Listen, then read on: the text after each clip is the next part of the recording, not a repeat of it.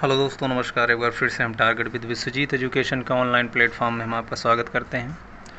दोस्तों, आज हम यहाँ पे आपके लिए लेके आए हैं क्वेश्चन और सॉल्यूशंस, प्रॉब्लम्स और सॉल्यूशंस के बारे में कुछ डिस्कशन करना चाहते हैं, क्योंकि इसके पहले जो वेक्टर 3D ज्योमेट्री से रिलेटेड जो 2 वीडियोज़ थे जो बिल्कुल बेसिक थे, जैसे vector addition, multiplication, subtraction, unit vector क्या होता है, मॉडुलस ऑफ वेक्टर क्या होता है यानी मैग्नीट्यूड क्या होता है, पोजीशन वेक्टर क्या होता है, डायरेक्शन, कोसाइन, डायरेक्शन, रेशियोज़ की सारी बातें हम कर चुके हैं। अगर आपने वो वीडियो नहीं देखा है तो आप चले जाइए प्लेलिस्ट में।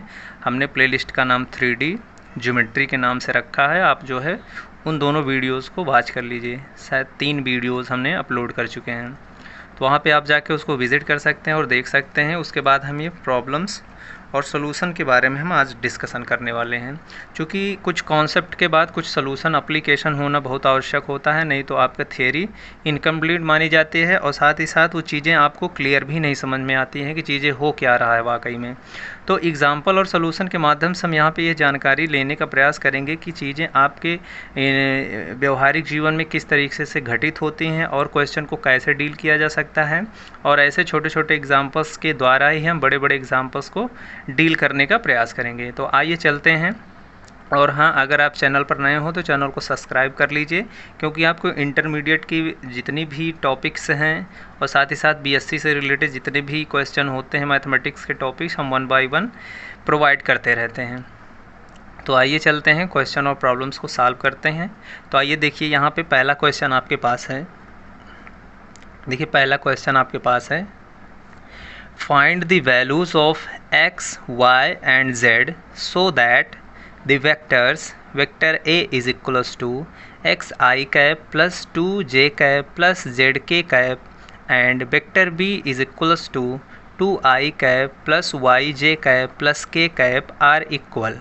तब देखिए यहाँ पे क्या करना है, हमें ये दिया गया है कि वेक्टर ए और वेक्टर बी दे दिया गया है और हमें ये दिखाना है कि x और y के ऐसी कौन सी वैल्यूज़ हैं जिसके लिए दोनों वेक्टर्स क्या हो जाएंगे, इक्वल हो जाएंगे। ठीक है, तो इक्वल वेक्टर क्या होते हैं मैं फिर से रिकॉल कर देना चाहता हूँ। जैसे कोई भी वेक्टर, 2 वेक्टर इक्वल होंगे जब क्या होंगे, उनके डायरेक्शन सेम होंगे, ठीक है, और उनका जो मैग्नीट्यूड होगा, दोनों का मैग्नीट्यूड इक्वल हो जाएगा। तो ऐसे वेक्टर्स को हम क्या बोलते हैं, इक्वल वेक्टर्स बोलते हैं। तो आइए हम दोनों कंडीशन को यहाँ पे फुलफिल करने का प्रयास करते हैं। तो आपको अगर इक्वल वेक्टर शो करना है तो आपको कुछ करना नहीं है, दोनों वेक्टर्स को के कंपोनेंट को कंपेयर कर लीजिए। देखिए यहाँ पे कंपोनेंट्स हमने नाम लिया है, तो आपको थोड़ा सा कंपोनेंट बता देना चाहते हैं कि जैसे आपके पास कोई भी वेक्टर है, वेक्टर आर बराबर x i cap plus y j cap plus z k cap. तो यहाँ पे जो i का कोफिशिएंट x है, j का कोफिशिएंट y है, k का कोफिशिएंट z है, तो ये तीनों x, y और z को हम कंपोनेंट्स बोलेंगे और इसको स्केलर कंपोनेंट्स बोलते हैं। ठीक है, अगर x और i कैप दोनों को एक साथ में बोलेंगे तो वो एक वेक्टर कंपोनेंट्स कहलाता है। x i कैप को हम वेक्टर कंपोनेंट्स बोलेंगे, y j कैप को एक साथ हम वेक्टर कंपोनेंट्स बोलेंगे, जेड के कैप को एक साथ हम वेक्टर कंपोनेंट्स बोलेंगे। लेकिन एक्स और वाई जेड की बात करेंगे तो ये स्केलर कंपोनेंट्स होते हैं। ठीक है, तो हम जिसे वेक्टर ए और वेक्टर बी दिया गया है, तो वेक्टर ए बराबर वेक्टर बी हम थोड़ी देर के लिए सोचते हैं, तो देखते हैं हम यहाँ पे क्या आता है कि x i cap plus 2j cap plus z k cap बराबर क्या आ जाएगा, 2i cap plus y j cap plus k cap. तो दोनों स्केलर कंपोनेंट्स को, दोनों साइड के स्केलर कंपोनेंट्स को क्या करना है, कंपेयर कर लेना। जब कंपेयर कर लेंगे तो हमारे पास x की वैल्यू कितनी आ जाएगी, i का कंपोनेंट यहाँ x है, कोफिशिएंट यहाँ पे 2 है और i का कोफिशिएंट x है, तो कितना हो जाएगा, यहाँ पे 2 हो जाएगा। इसी तरीके से y हम निकाल सकते हैं आसान से। यहाँ पे j का कंपोनेंट y है, यहाँ पे j का कंपोनेंट 2 है, तो y बराबर कितना हो जाएगा, 2 हो जाएगा। इसी तरीके से देखिए यहाँ पे z है, z का यहाँ पे k का जो कोफिशिएंट 1 है और k का कोफिशिएंट z है, तो z बराबर कितना हो जाएगा, 1 हो जाएगा। तो जहाँ x, y और z है, अगर हम इन वैल्यूज़ को रखेंगे तो हमारा वेक्टर कैसा हो जाएगा, दोनों वेक्टर इक्वल हो जाएंगे और उनकी मैग्नीट्यूड भी सेम आ जाएगा। और यहाँ पे आप देखिए एक्स वाई जेड की वैल्यू पूछा था और एक्स वाई जेड की वैल्यू यहाँ पे फाइंड हो चुकी है। ठीक, तो इस तरीके से हम इस क्वेश्चन को डील कर सकते हैं। आइए बढ़ते हैं सेकंड क्वेश्चन पे। सेकंड क्वेश्चन हमारे पास है, सेकंड क्वेश्चन है हमारे पास, ध्यान से देखिए कि वेक्टर ए आपको दिया गया है आई कैप प्लस 2j कैप और वेक्टर बी दिया गया है 2i cap plus j cap. ठीक है, तो इसमें क्वेश्चन कर रहा है is vector modulus of vector A बराबर मॉडुलस ऑफ वेक्टर बी। क्या वेक्टर ए और वेक्टर बी का मॉडुलस इक्वल है, ये आपसे क्वेश्चन कर रहा है। और आगे इसी में क्वेश्चन है कि are the vectors vector A and vector B equals, और क्या ये दोनों वेक्टर आपस में इक्वल हैं कि नहीं हैं। ठीक है, तो आइए हम पहले तो ये चेक कर लेते हैं इसका मैग्नीट्यूड क्या, देखिए इक्वल है कि नहीं। तो मैग्नीट्यूड निकालने का एक फार्मूला आपके पास होगा, जैसे वेक्टर आर आपके पास है x i cap Y j cap Z k cap. तो यहाँ से जो मैग्नीट्यूड हो जाता है मॉड ऑफ आर वो अंडर रूट में लिखा जाता है। फार्मूला होता है, आप लोग नोट डाउन कर लीजिए कि x का स्क्वायर यानी i के कोफिशिएंट का स्क्वायर प्लस j के कोफिशिएंट का स्क्वायर प्लस k के कोफिशिएंट का स्क्वायर, तो x square plus Y square plus z square. ठीक है, तो यहाँ पे आपको वेक्टर a दिया गया है, कितना वेक्टर a दिया गया है i cap plus 2j cap. ठीक है, यहाँ पे देखिए 0 इंटू के कैप दिया गया है, जहाँ पे k का कोफिशिएंट 0 है, चूँकि वेक्टर a हमारे पास ये है। तो इसका मॉड ऑफ निकालिए, मॉड ऑफ वेक्टर a कितना हो जाएगा, आप देखिए अंडर रूट में निकालिए। देखिए x बराबर 1 है, i का कोफिशिएंट 1 है, j का कोफिशिएंट 2 है, k का कोफिशिएंट 0 है।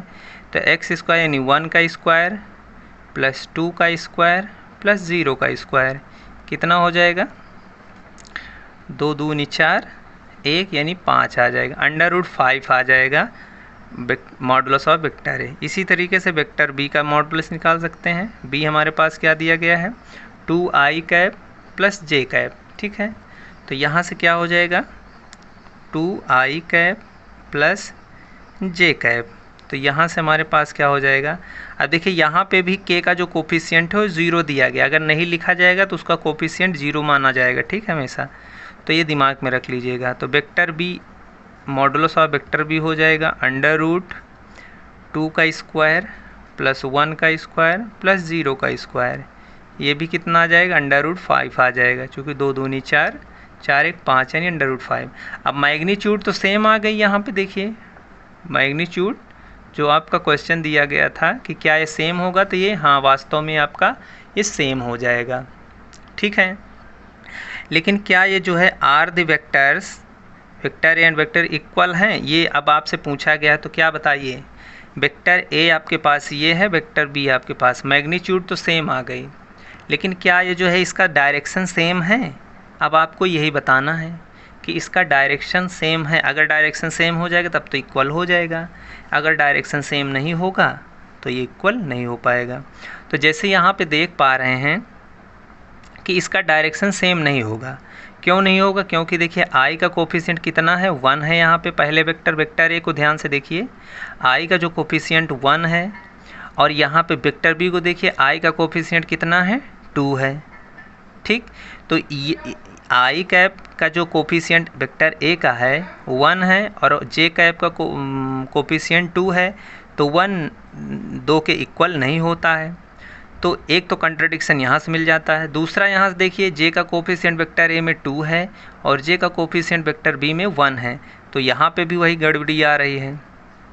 तो अगर दोनों सेम होते, कोफिशिएंट सेम होता और मैग्नीट्यूड सेम आता, तब तो दोनों वेक्टर इक्वल माने जाते हैं।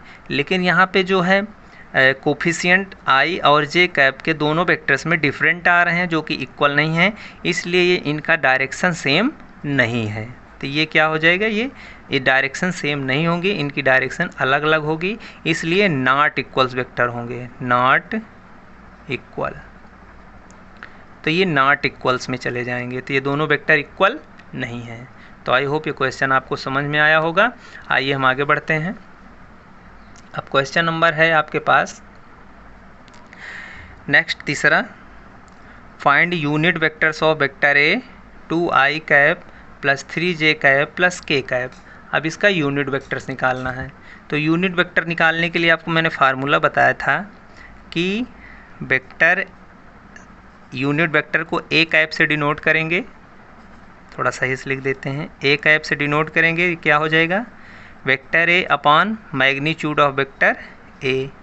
तो वेक्टर ए तो आपके पास ये दिया गया है, आपको बस मैग्नीट्यूड निकाल लेना है। तो मैग्नीट्यूड ऑफ वेक्टर ए कितना हो जाएगा, यहाँ पे मैंने अभी फार्मूला लिखा, आई का कोफिशिएंट का स्क्वायर यानी 2 का स्क्वायर, जे के कोफिशिएंट का स्क्वायर 3 का स्क्वायर, के के कोफिशिएंट का स्क्वायर 1 का स्क्वायर। तो vector modulus of vector A कितना आ जाएगा, 2 दूनी 4, 3 त्रिका 9, 1। ये आ जाएगा ओवरऑल कितना, 9 4 13 13 1 14, यानी √14 आ जाएगा इसका मैग्नीट्यूड। तो अब आपका यूनिट वेक्टर क्या हो जाएगा यहाँ पे, तो ए कैप हो जाएगा वेक्टर ए, यानी वेक्टर ए की वैल्यू रख दीजिए 2i cap plus 3j cap plus k cap upon √14। तो ये आपका फाइनल आंसर हो जाएगा। तो इसी तरीके से आप यूनिट वेक्टर फाइंड कर सकते हैं। आइए अब आगे बढ़ते हैं।